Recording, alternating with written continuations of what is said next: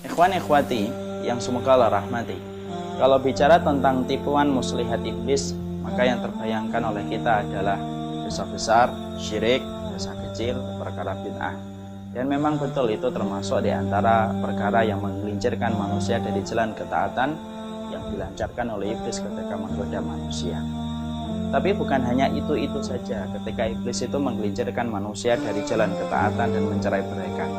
Termasuk di antara perkara yang dilakukan oleh setan untuk jalan kita dari jalan kebenaran, yaitu adalah ketika iblis itu yang pertama menyibukkan kita dalam perkara yang mubah.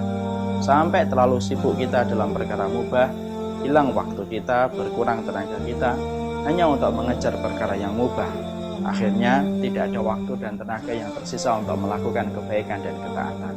Contoh kasusnya, ngobrol itu mubah, tapi berapa banyak orang yang doyan ngobrol setiap waktu dan setiap saat, akhirnya tidak sempat melakukan ibadah.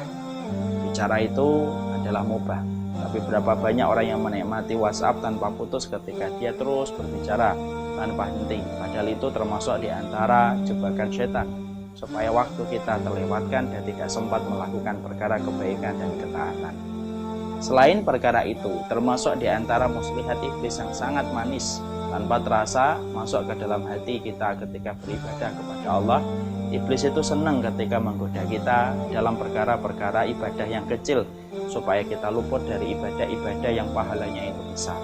Kenapa iblis menggoda kita dengan cara itu? Supaya kita hanya menumpuk amalan yang kecil tetapi meninggalkan amalan yang besar yang sesuai dengan prioritas ketika kita beramal.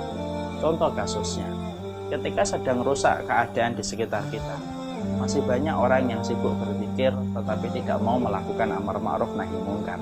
Berarti zikirnya itu mendapatkan pahala, tetapi dia luput dari pahala yang lebih besar dari amar ma'ruf nahi mungkar ketika dia mendiamkan kerusakan itu terjadi. Kita mendapati pula ketika ada seorang anak, orang tuanya sakit, tetapi anak itu justru sibuk keluar dari rumah, mungkin silaturahmi ukhuwah dengan teman-temannya, tetapi justru tidak merawat ibunya. Itu berarti dia disibukkan dengan amalan yang kecil, tetapi tidak peduli dengan amalan yang besar.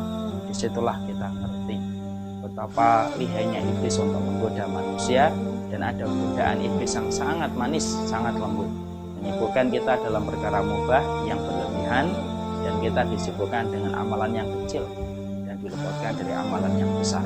Jangan-jangan kita hari ini yang tidak mau amar ma'ruf nahi mungkar, mungkin sibuk dalam taklim, mungkin sibuk dalam zikir, tapi kita luput dari amalan yang besar, dan itu termasuk didikan iblis ketika menggoda